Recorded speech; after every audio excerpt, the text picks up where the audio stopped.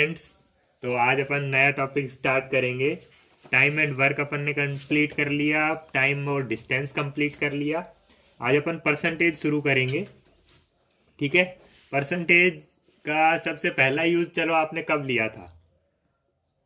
आपकी 10वीं की और 12वीं की परसेंटेज निकालने में लिया था कि आपके इतने मार्क्स आए हैं, टोटल मार्क्स इतने थे, आपने परसेंटेज निकाली थी।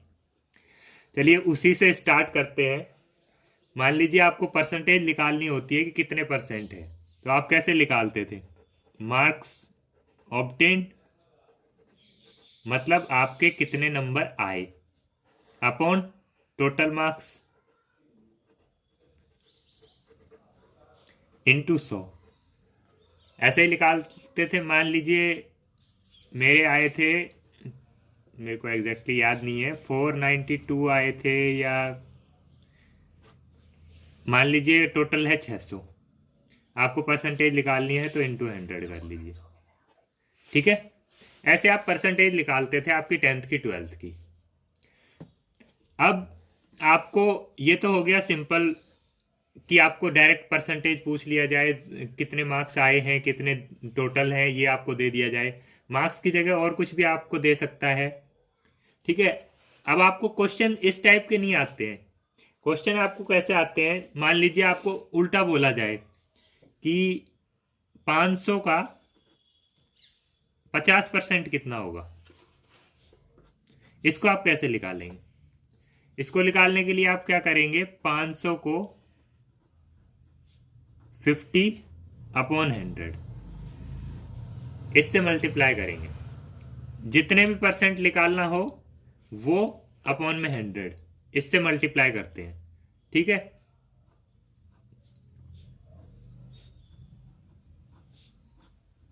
ये 250 आपका आंसर आ गया।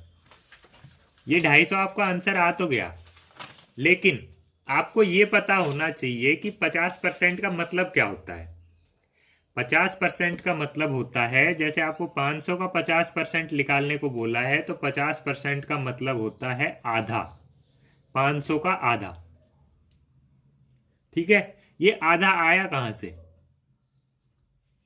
ये आया 50/100 से, जो अपन ने इसके साथ मल्टीप्लाई किया था ना, 50/100, इससे आया है ये। 50 एकम 50, 50 दूनी 100, 1/2। मतलब 50% का मतलब क्या होता है? 1/2। ठीक है। ऐसे ही कुछ परसेंटेज हैं जिनका यूज बहुत ज्यादा आता है, और उनको आप फ्रैक्शन में यूज करेंगे ना, तो आपको बहुत ही सिंपली सवाल सॉल्व हो जाएगा। और अगर आप डायरेक्टली ऐसे लिख के सॉल्व करेंगे 50/100 या 70/100 या 80/100, तो आपको सवाल बहुत लंबा पड़ता है। तो मैं आपको यहाँ पे कुछ परसेंटेज लिखवा देता हूँ जिनका फ्रैक्शन आपको याद रखना है। ठीक है। कुछ आपको याद होंगे इनमें से। जैसे मान लीजिए मैं बोलूँ 10%, तो 10% मतलब 10/100, मतलब ये 0 से 0 कट जाएगा, 1/10। ठीक है। ऐसे 20% बोलूँ तो 20% का मतलब हो जाएगा 20/100। ये 0 से 0, ये 2 से 5, 1/5। ये मैं आपको क्यों लिखवा रहा हूं? ताकि जब भी आपको मान लीजिए 100 का, मान लीजिए 200 का 20% निकालना है, तो 20% निकालने के लिए एक तो आप 20/100 से मल्टीप्लाई कर लो, या फिर आप 200 इंटू 1/5 से मल्टीप्लाई कर लो। अब आपको ये दोनों चीजें अभी तो सेम ही लग रही है, लेकिन जब मैं कुछ परसेंटेज, जैसे मान लीजिए आपको दे रखा है 33:1/3%, ये निकालना है आपको 200 का, तो आप इसको क्या लिखेंगे? 33:1/3 अपॉन 100। अब इसको सॉल्व करना पड़ेगा आपको। लेकिन अगर आपको 33:1/3% का फ्रैक्शन याद है तो आप डायरेक्टली इसको यहाँ फ्रैक्शन लिख सकते हैं। 33:1/3 का फ्रैक्शन होता है 1/3। और ये 1/3 आया कैसे? 33 3 जा 99, और 1 100, 100 अपॉन 3, और ये 100, ये 100 से ये 100 कैंसिल हो गया, 1/3। तो अब आपको 200 का 33:1/3 परसेंटेज निकालने को बोला जाए तो आप क्या करेंगे, 200 इंटू 1/3, आपका डायरेक्टली आंसर आ जाएगा। ठीक है, तो कुछ परसेंटेज ऐसे होते हैं जिनका आपको फ्रैक्शन याद रखेंगे तो सवाल बहुत इजीली सॉल्व हो जाता है। तो ये परसेंटेज कुछ है जो मैं आपको लिखवा देता हूं। जैसे एक तो ये हो गया 33:1/3। अच्छा, 25% का मतलब कितना होता है? 25% का मतलब होता है 1/4। ये फ्रैक्शन आ कहाँ से रहे हैं, ये आप यहीं से सॉल्व करके जितना भी परसेंटेज है अपॉन में डिवाइड कर बाय 100 करके आप निकाल सकते हैं, यही आंसर आएगा। ठीक है, ऐसे ही एक आप याद रखिए 16:2/3 भी देता है कई बार। ठीक है, तो इसका फ्रैक्शन होता है 1/6। इसके बाद में आपको देता है 14:2/7, इसका फ्रैक्शन होता है 1/7। ठीक है, और 28:4/7 भी दे देता है, इसका फ्रैक्शन होता है 2/7। इसके अलावा कई बार आपको 12.5% निकालने को बोल देता है। तो 12.5 कितना होता है, 100 का आधा 50, 50 का आधा 25 और 25 का आधा 12.5, मतलब 1/8। ठीक है, कई बार 6.25% भी बोल देता है, तो ये इसका भी आधा है, मतलब 1/16। तो मतलब अगर आपको 500 का 6.25% निकालने को बोले तो आपको करना तो ये था 6.25/100, यही करते आप। लेकिन आप इसको सॉल्व करेंगे तो ये आपको, इनको कैंसिल आउट करेंगे तो ये आपको बहुत टिपिकल हो जाता है, सवाल लंबा हो जाता है। तो इसको आप डायरेक्टली ऐसे लिखेंगे 500 इंटू 1/16। अब इसको सॉल्व कर लेंगे। ठीक है, तो ये कुछ परसेंटेज थे जो आपको याद रखने हैं, जो आपके काम आएंगे क्वेश्चंस को छोटे तरीके से सॉल्व करने में। ठीक है, इसके बाद में अपन क्वेश्चंस स्टार्ट करते हैं। इसमें लगभग 6 से 7 टाइप के सवाल आते हैं, वो सारे मैं आपको करवा दूंगा। तो स्टार्ट करते हैं टाइप 1 से। तो टाइप 1 के सवाल अपन लेंगे। टाइप 1 के क्वेश्चंस जिसमें आपको पूछा जाता है, वोटिंग वाले सवाल पूछे जाते हैं। ठीक है, आपको बोला जाएगा कि इतने परसेंट लोगों ने वोट नहीं दिए, इतने परसेंट लोगों ने वोट दिए, इतने परसेंट से जीता, इतने परसेंट से हारा, इतने वोटों से जीता। ऐसे टाइप के सवाल आपके आते हैं जो परसेंटेज में आते हैं। तो क्वेश्चन के माध्यम से मैं आपको समझाऊंगा। फर्स्ट क्वेश्चन आपकी स्क्रीन पे दिख रहा होगा, जिसमें बोला गया है कि 10% लोगों ने अपना वोट नहीं दिया। जब भी आपको वोटिंग का सवाल आए, टोटल तो कितना होता है, 100% हमेशा। ये टोटल लोग थे, ठीक है, जो वोट डाल सकते थे 100%। इसमें से आप अलग करते जाइए। 10% लोगों ने नहीं डाले वोट। ठीक है, आगे बोला गया है election between two candidate, the successful candidate got 52% votes. जो जीता है उसको कितने परसेंट वोट मिले, 52%। ठीक है, और क्या बोला गया है इससे आगे, और वो 8400 वोटों से जीता है, 8400 वोटों से वो जीता है। ठीक है, अब ये बताइए, ये जीतने वाले को मिले हैं 52% वोट, तो हारने वाले को कितने मिलेंगे? 10% ने तो दिए ही नहीं, 52% इसको मिल गए, तो बचे कितने 100 में से? ये 62, तो ये हो गए 38% बच गए। मतलब जो हारने वाला बंदा है, इसको मैं L लिख लेता हूं, उसको 38% वोट मिले। अच्छा जी, यहां तक हो गया। अब देखिए, अपने को बोला है कि ये जो बंदा है जीतने वाला, ये 8400 वोटों से जीता है। मतलब इसके, ये जो हारने वाला बंदा है 38% वाला, इससे इसको 8400 वोट ज्यादा मिले हैं। उसी को तो बोला जाता है कि 8400 वोटों से जीता है, मतलब इससे इसको 8400 वोट ज्यादा मिले। और परसेंटेज में कितने ज्यादा है ये, आप देखिए 52 माइनस 38 कितना आ गया, 40। ठीक है, 14% ज्यादा वोट मिले हैं इसको, अगर अपन परसेंटेज में देखें तो। मतलब 14% का मतलब कितना है? 8400। परसेंटेज में देखें तो 14% ज्यादा वोट मिले और एक्चुअली में मिले कितने हैं? 8400 वोट ज्यादा। तो ये 14% कितने के बराबर हो गया? 8400 के बराबर। अब अपने को पूछा क्या है? Find the number of votes polled, मतलब कितने वोट गिरे। गिरे कितने? 100% लोग थे लेकिन 10% ने डाला नहीं, तो वोट टोटल डले कितने? 90% ही डले। हमें 90% बताना है कि कितने हैं। अब आप देखिए, ये वो सवाल हो गया कि आपका 1 रुपए में 4 टॉफी आती है, तो 5 रुपए में कितनी आएंगी? 20 टॉफी। इसको आप सॉल्व कैसे करते थे? ये 20 आता कैसे था? ये 20 आता था 4 × 5/1। ठीक है, या आप ऐसे मान लीजिए, थोड़ा 2 रुपए में 4 टॉफी आती थी, तो 5 रुपए में कितनी टॉफी आएंगी?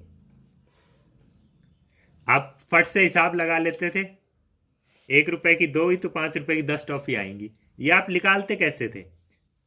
यूनिटरी मेथड से निकालते थे या जिस भी मेथड से आप निकालते थे, आप इसको ऐसे निकालते थे। देखिए, 4 × 5/2, ये 2 से 2, 10 टॉफी आएंगी। ये आपको थर्ड फोर्थ स्टैंडर्ड में जब आपने मैथ्स पढ़ी थी तब आपको ये सिखाया गया था, वही आपको यहाँ यूज करना है। ठीक है, 8400 × 90/14, ये आंसर आएगा 90% का। अगर ये वाला मेथड भी आपको याद नहीं रहता है तो इसके लिए मैं आपको एक शॉर्टकट और बता देता हूं। जब भी आपको ऐसा बोला जाए कि 14% इतने के बराबर है, तो 90% कितने के बराबर होगा, ऐसे जब भी आपको पूछे तो ऐसे की ऐसे लिख लीजिए आपको उसको। 14% is equal to 8400, 90% is equal to, अब यहां क्या लिखना है वो अपने को देखो। इतना तो अपने को दे रखा था और ये अपने को निकालना है। यहां लिखना क्या क्या है? एक तो ये जो ऊपर लिखा हुआ है ये ऐसे की ऐसे 8400, इनटू में सामने वाला मल्टीप्लाई, मतलब ये जो 90 है मल्टीप्लाई में ये आएगा, और डिवाइड में क्या आएगा? जो बच गया वो। इन तीनों में से ये यूज हो गया, ये यूज हो गया, ये बच गया, तो ये नीचे आएगा। मतलब सामने वाला मल्टीप्लाई, सबसे पहले तो ऊपर वाला नीचे ऐसे की ऐसे, फिर सामने वाले से मल्टीप्लाई, 90 से मल्टीप्लाई अपॉन जो बच गया उससे डिवाइड। ठीक है, इसको आप सॉल्व करेंगे, ये आपका आंसर आ जाएगा 14 5 जा 70, 14 6 जा 84, 600। तो 6 × 9, 9 6 54, 54,000 लोगों ने वोट दिए। ठीक है, ये आपका आंसर आ जाएगा। ठीक है, इसी टाइप का मैं एक और सवाल ले लेता हूं। चलिए, इसी टाइप का मैं एक और सवाल ले लेता हूं जिसमें आपको बोला गया है कि एक इलेक्शन में 10% वोटर ने वोट नहीं दिए। चलो, पहले तो आपने 100% ले लिया, ठीक है, उसमें से 10% ने नहीं दिए। ठीक है, आगे बोला गया है cast their vote between 2 candidates, 180 vote आपके इनवैलिड डिक्लेयर हो गए, मतलब वो 180 वोट फर्जी थे। 180 वोट जो थे वो आपके फर्जी थे। ठीक है, और द विनर कैंडिडेट वोन बाय 420 वोट, 420 से जीता है, एंड ही गॉट 51% वोट, मतलब उसको 51% वोट मिले हैं और वो 420 वोटों से जीतता है। तो इसको 51 मिले हैं, तो हारने वाले को कितने मिले होंगे? 10 ने तो दिए नहीं 51, ये 61, तो ये 39% आ गया। ठीक है, अब देखिए, अब इसको बोला गया है कि 420 वोटों से जीता है, ये हारने वाला और ये जीतने वाला। परसेंटेज में कितने ज्यादा मिले हैं? 12%। दोनों को माइनस करेंगे तो 51 - 39 इज इक्वल टू 12%। और ये बोल क्या रहा है कि 420 ज्यादा है, 420 वोटों से जीता है। लेकिन इन्होंने एक और चीज बोली है कि 180 वोट जो हैं वो इनवैलिड है, मतलब वो इसने फर्जी वोट डलवा दिए जीतने वाले ने, चाहे वो जीतने वाला डलवाए या जीतने वाला ही डलवाएगा फर्जी वोट। इसमें से आपको 180 वोट हटा देने हैं। ये 180 वोट तो माने ही नहीं जाएंगे, ये तो इनवैलिड हो गए। तो अब आपका 12% बराबर कितना आ गया? 420 में से 180 जाएंगे तो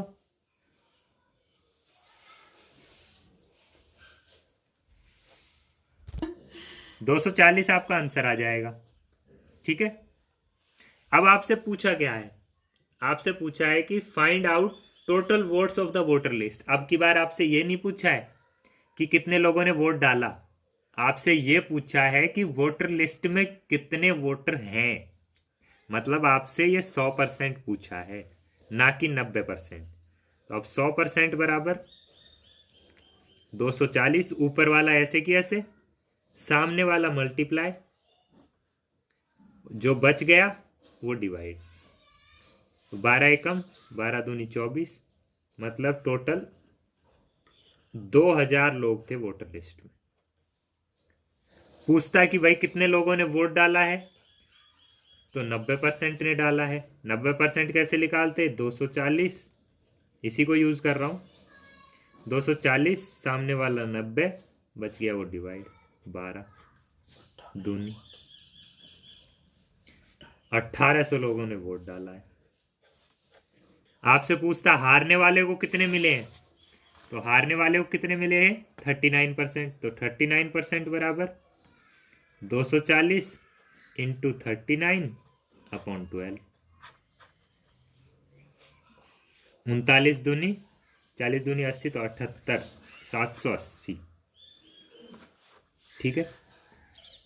मतलब सिर्फ आपका काम यहां तक अगर आपने निकाल लिया, ये 12% इज इक्वल टू 420 माइनस 180, तो आपके सारे आंसर आ जाएंगे, फिर चाहे किसी का भी बोला हो। ठीक है। बस ध्यान ये रखना है कि जब आपको बोल दिया जाए कि इतने वोट्स इनवैलिड हैं या इतने वोट्स फर्जी हैं, तो आपको वो वोट्स हटा देने हैं। ठीक है, वो वोट काउंट नहीं करने हैं। ये हो गए आपके वोटिंग वाले सवाल, टाइप 1 के सवाल। इसके बाद में अपन टाइप 2 के सवालों पे चलते हैं, जिसमें आपको बोला जाता है कि एक बच्चे के इतने % मार्क्स आए, वो इतने मार्क्स से फेल हो गया, या इतने % मार्क्स आए, इतना से पास हो गया। टाइप 2 के सवाल अपन लेंगे। क्वेश्चन से ही मैं आपको समझाऊंगा।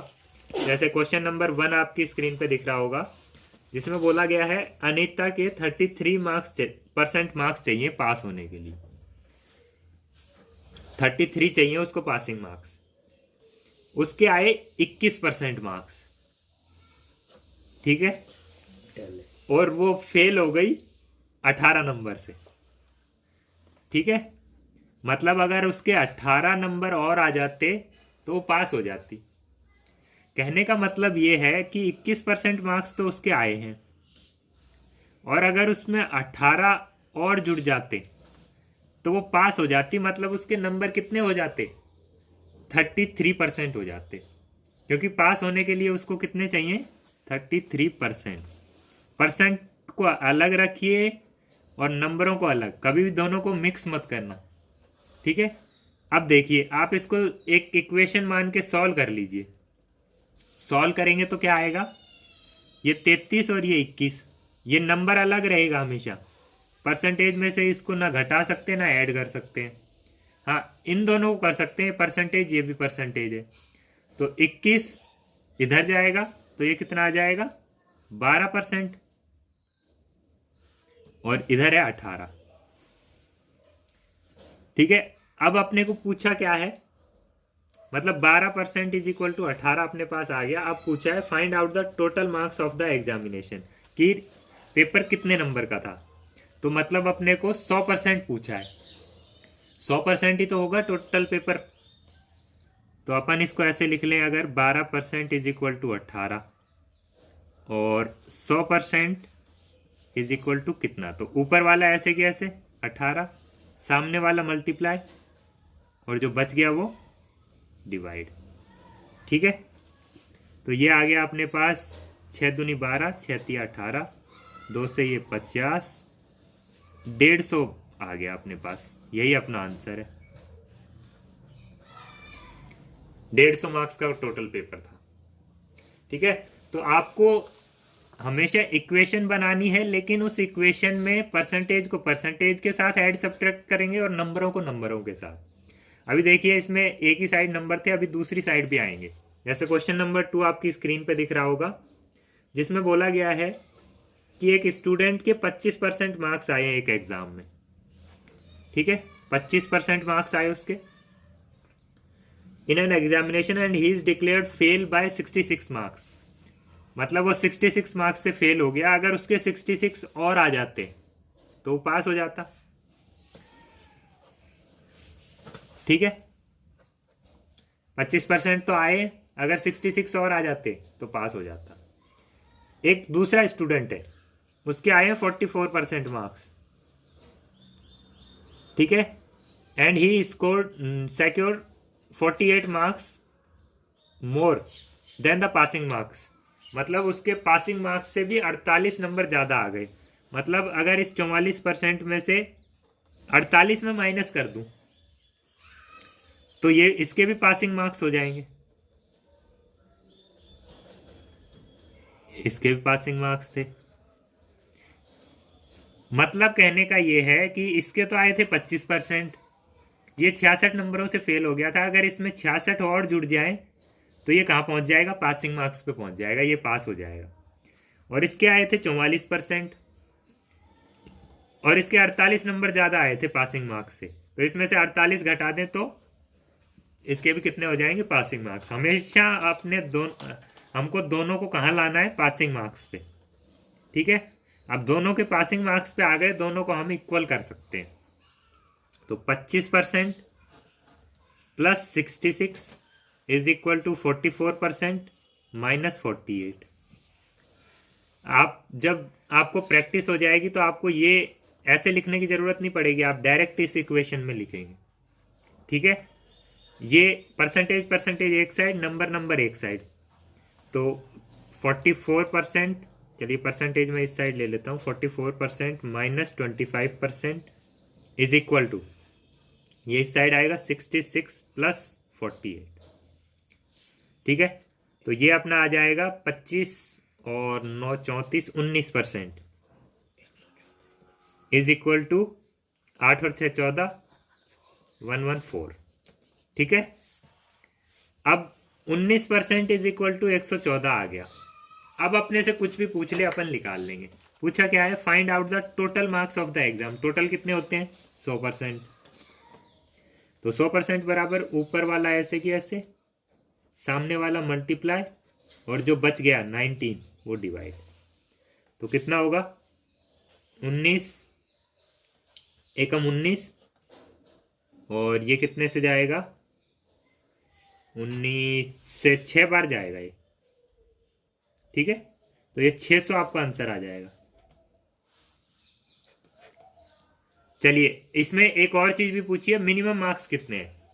तो मिनिमम मार्क्स कितने थे अपने को पता है, इसके कोई सा भी एक ले लीजिए आप।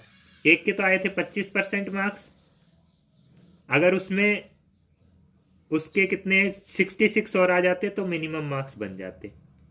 तो आप ये 25% निकाल लीजिए और उसमें 66 जोड़ दीजिए। या फिर एक के आए थे 44%, उसके कितने थे 48 ज्यादा थे, तो 44% निकाल लीजिए और उसमें से 48 माइनस कर दीजिए, ये भी मिनिमम आ जाएगा। कोई से किसी से भी आप निकाल लीजिए। मैं मान लीजिए अपन 25% वाले से निकालते हैं, तो 25% कितना होगा, 600 मार्क्स तो टोटल है, इसका 25% 600 इंटू 25% के दो तरीके मैंने आपको बताए हैं, या तो 25/100 लिख लो, या फिर 600 इंटू 1/4 लिख लो। दोनों में से कोई सा लिख लो। शुरू में मैंने आपको फ्रैक्शन लिखवाया था 25/100 का।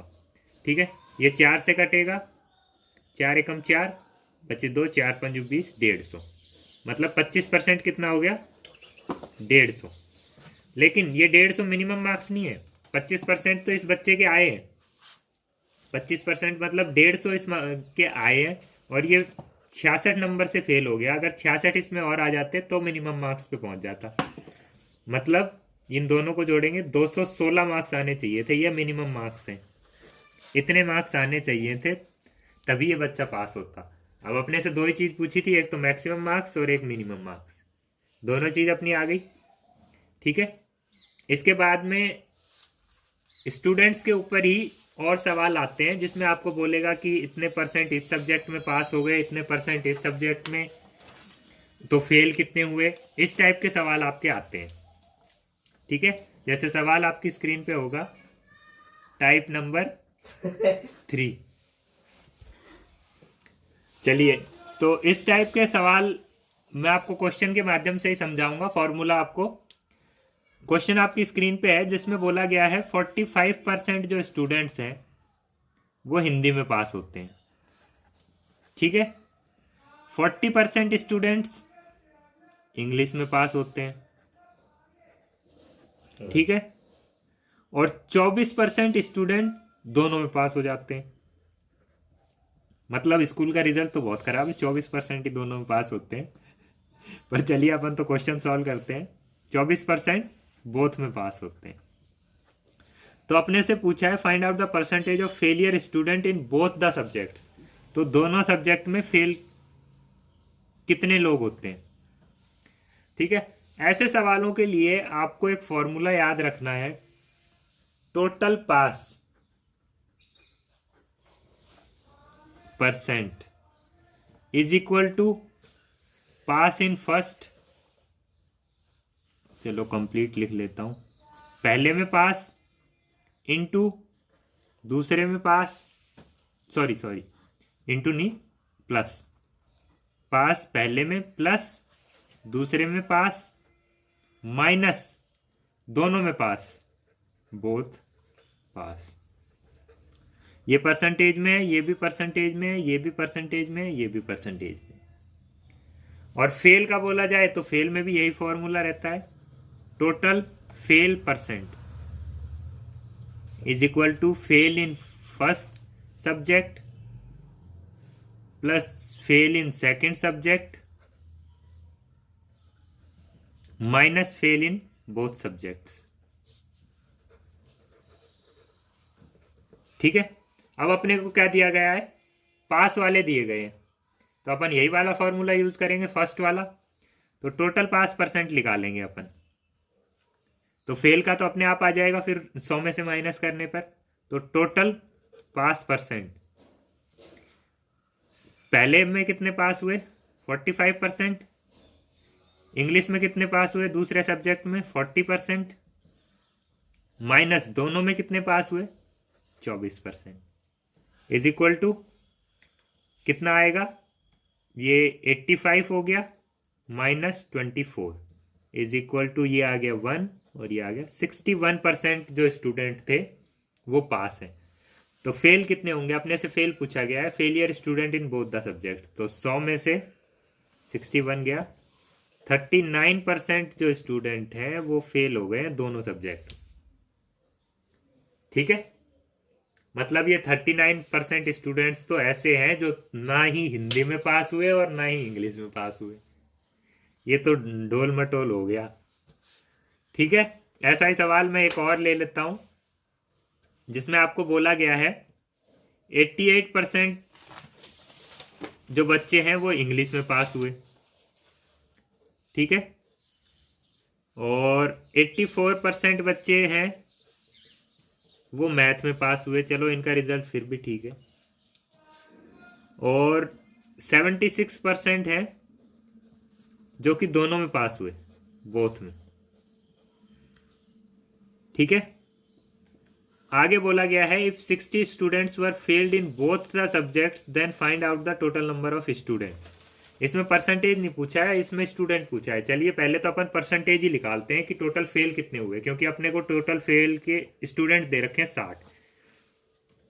तो पहले टोटल पास परसेंट निकालेंगे, तो कैसे निकालेंगे, 88 प्लस 84 माइनस दोनों में पास 76, ये कितना आ गया, 8 और 4 12, 8 और 8 16 17 माइनस 76, तो ये कितना आ गया 72, तो ये चले जाएंगे 96 आ गया।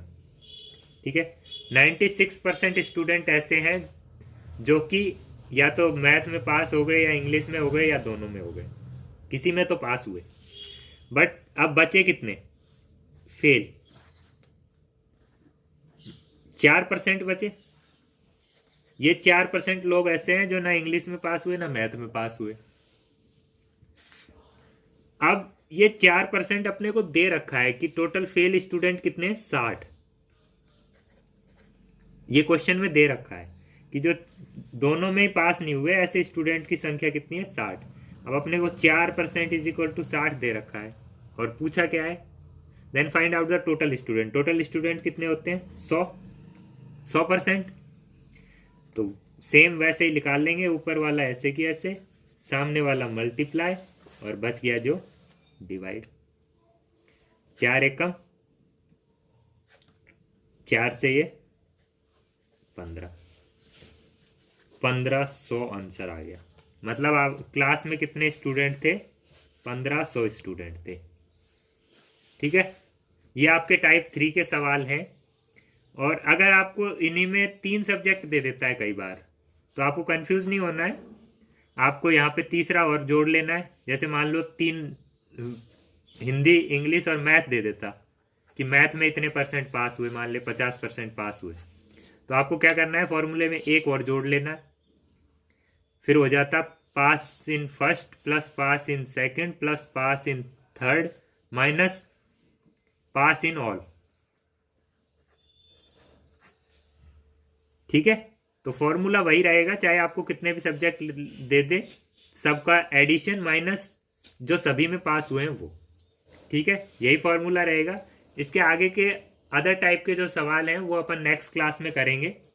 तब तक के लिए आप इन सवालों की ये नहीं है कि आपको यहाँ क्वेश्चन समझ में आ गया तो ठीक है आपसे पेपर में हो जाएगा। बात ये नहीं है कि आपसे पेपर में हो जाएगा, बात ये होती है कि आप पेपर में उस क्वेश्चन को कितने टाइम में करते हैं।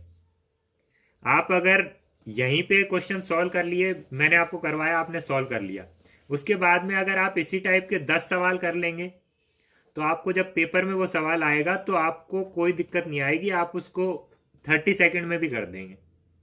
लेकिन आप ऐसे कि ऐसे ही अगर पेपर में जाएंगे तो आप उस क्वेश्चन को कर तो देंगे लेकिन आपको एक ही क्वेश्चन में 2 मिनट लग जाएंगे। मैथ का यही रूल है, आप उसी टाइप के ज़्यादा से ज़्यादा सवाल करें। मैं ये नहीं कहता आप किस बुक में से करें, आप कोई भी कंपटीशन एग्जाम की बुक ले लीजिए, बस टॉपिक वाइज होनी चाहिए। जो टॉपिक आप पढ़ लें उस टॉपिक के जितने सवाल आप कर सके करें, तो आपकी स्पीड बढ़ जाएगी। जो क्वेश्चन आपका पेपर में 2 मिनट में हो रहा था वो आपका 30 सेकंड में ही हो जाएगा। ठीक है, तो आज के लिए इतना ही। Thanks for watching this video. Have a good day.